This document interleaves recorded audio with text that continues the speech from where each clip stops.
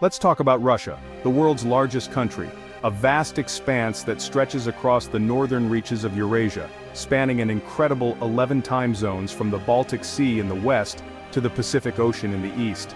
It's so immense that if you were to fly from one end to the other, you'd cross continents, climates, and cultures, all within a single nation. Covering over 17 million square kilometers, Russia is larger than Pluto and nearly twice the size of the next biggest country, Canada.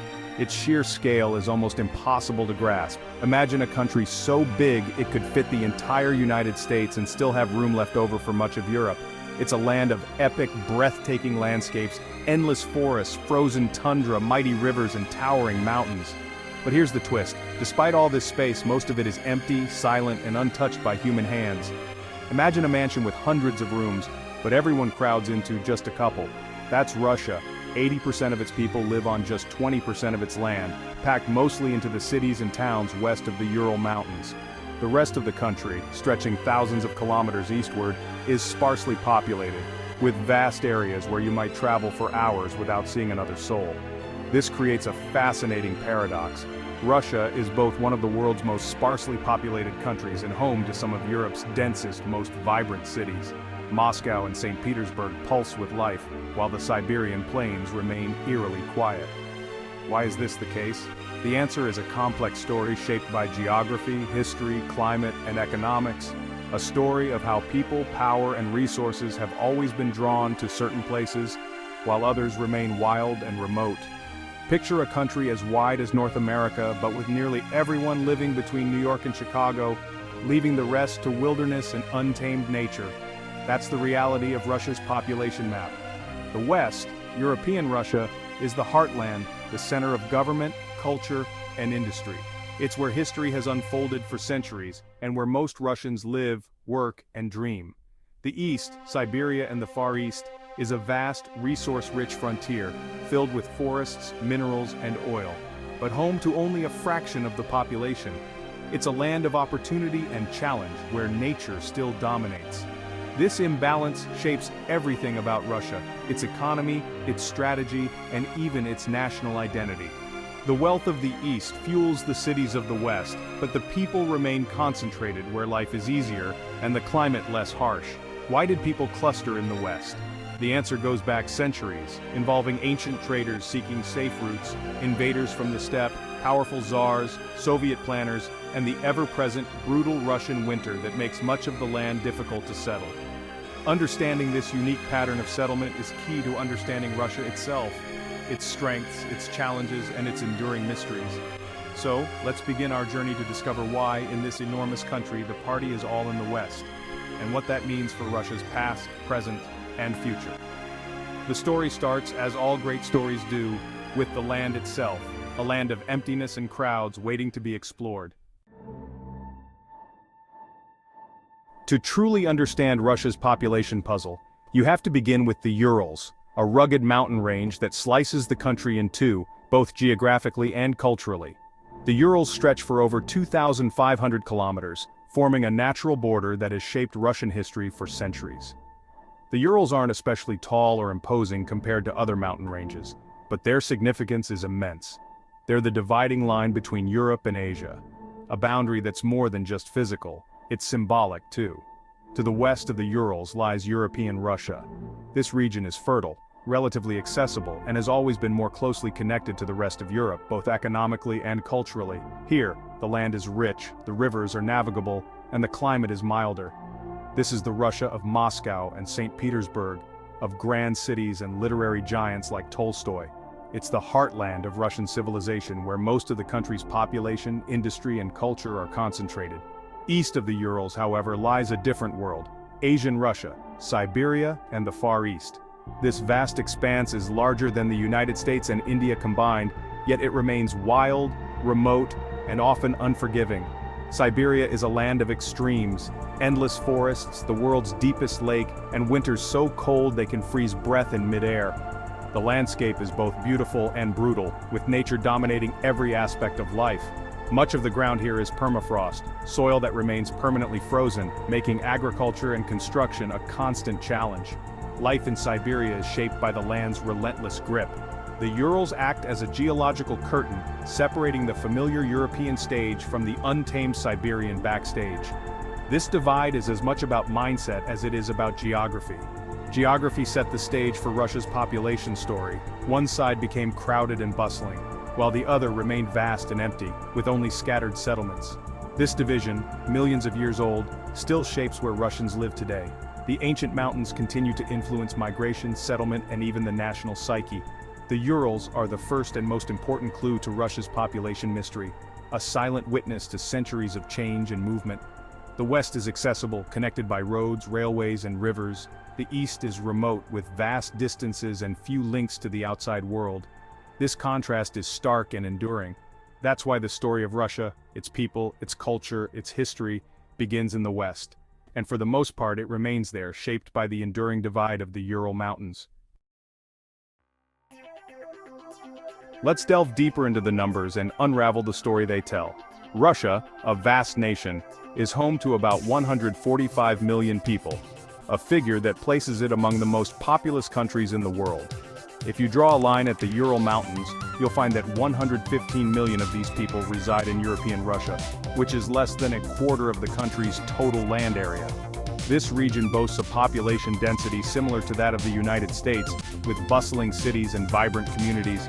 In stark contrast, east of the Urals, in the expansive regions of Siberia and the Far East, only 30 million people are scattered across 75% of the country. This translates to just over 2 people per square kilometer, making it even emptier than the vast Sahara Desert. Moscow, the bustling capital, alone houses over 13 million people, serving as the heart of the nation. Meanwhile, St. Petersburg, with its rich history and cultural significance, is home to over 5 million residents. Remarkably, 12 of Russia's 16 cities with populations exceeding 1 million are located west of the Urals, underscoring the western tilt. These cities are not just population centers, they are vibrant hubs of culture, finance, and power, intricately connected to each other and to Europe. In the vastness of Siberia, cities like Novosibirsk stand as isolated islands amidst a sea of wilderness, far removed from the bustling west. The distance from Novosibirsk to Moscow is over 3,000 kilometers, a journey comparable to traveling from New York to Denver in the United States. Russia is not merely one country, it embodies 2 distinct worlds, one densely populated and interconnected, the other vast, remote, and sparsely inhabited. The numbers paint a vivid picture. Russia's population is dramatically skewed towards the west, a testament to historical, economic, and geographical influences. But what historical forces anchored people in these western regions, shaping the demographic landscape we see today? The roots of Russia are in the west. Early Slavic tribes settled along the Dnieper, Don, and Volga rivers. Kievan Rus, the first Russian state, rose in what's now Ukraine, thriving on trade with Byzantium and Scandinavia. After Mongol invasions, Moscow emerged as the new center, consolidating power in the west. Expansion focused on pushing back against European rivals, not moving east. Siberia was a distant, mysterious land, conquered for resources, not for settlement. Cossacks and traders reached the Pacific in decades, but few Russians moved there. Siberia became a place of exile and extraction, not home. Even when the capital moved to St. Petersburg, it went further west. Russian identity, culture, and growth all centered in European Russia. History's gravity kept the population anchored in the west.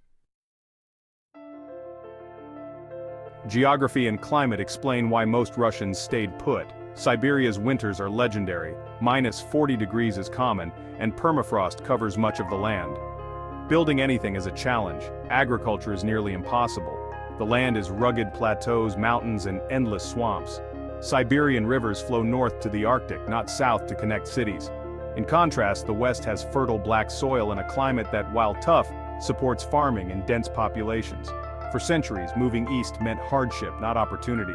The environment discouraged mass settlement. Siberia was a place to exploit, not to live. The West remained the only practical home for most Russians. Nature itself kept the population clustered in the West. Siberia is rich in resources: oil, gas, coal, gold, diamonds, timber. These power Russia's economy, but modern extraction is high-tech and needs few people. Workers fly in for shifts, then return to cities in the West. Temporary camps replace permanent towns. The wealth flows out, but people don't move in. Resource economies don't create diverse jobs or vibrant cities. Siberia is Russia's engine room, not its living room. The treasure is there, but you don't need a crowd to dig it up. Economic and social gravity keeps people in the West. Moscow and St. Petersburg are the centers of government, business, education, and culture. The best jobs, schools, and amenities are there, creating a cycle that draws more people in. Infrastructure is dense in the West, high-speed trains, highways, and airports. In Siberia, the Trans-Siberian Railway is a lonely lifeline. Many places are only reachable by air or winter roads. Quality of life, schools, healthcare, entertainment is simply better in the West. Young, educated Russians move west for opportunity. The pull of established civilization is hard to resist. Siberia's beauty can't compete with the West's comfort. The jobs, the life, the future all point west. Russian leaders have long tried to populate the East. Tsars and Soviets offered land, jobs, and even forced migration. The Gulag system sent millions east, and Soviet campaigns built cities and railways. After the USSR collapsed, people moved back west.